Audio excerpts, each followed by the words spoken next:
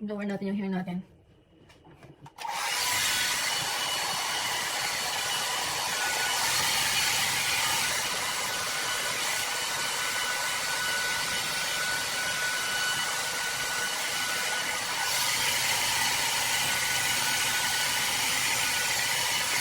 Yan, pag medyo dry na yung hair natin, yung hindi masyadong dry, maglagay tayo ng oil. Yung ginagamit kong shampoo is Tsubaki. Yan yung ginagamit kong shampoo and yung conditioner niya. Yan, Tsubaki. And gumagamit din ako ng hair mask. Yan, Tsubaki.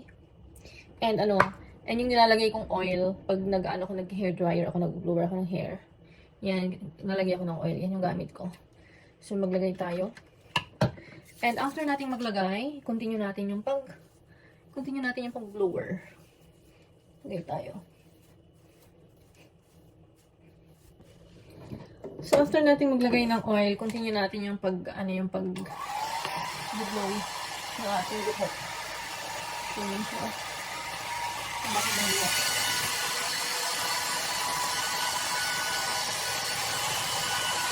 Ang lambot niya, tapos ang bango. Paano natin gawin natin?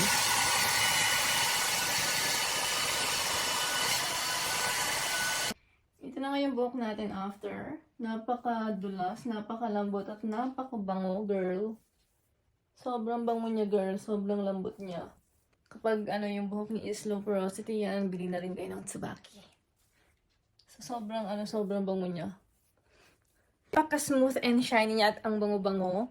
Yung pala yung hair mask. Itong hair mask, ginagamit ko siya 2 to 3 times a week. And kapag pag naliligo ako, naglalagay ako ng oil.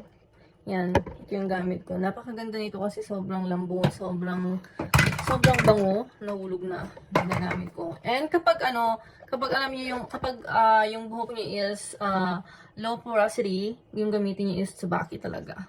Pero pag high porosity yung buhok ninyo, ay gamit kayo ng yung tawag ng Fino yung mas bagay sa hair nyo.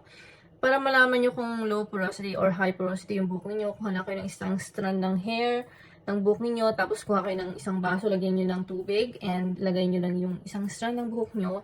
And kapag pag lumutang siya, ibig sabihin low porosity yung buhok nyo. Pero pag lumubog siya, is high porosity yung hair mo. So, yung sa akin is low porosity. So, yung gamit ko is Tsubaki. Yan yung shampoo natin, conditioner, tapos yung hair mask, and oil. Yan. So, alagaan natin yung buhok natin.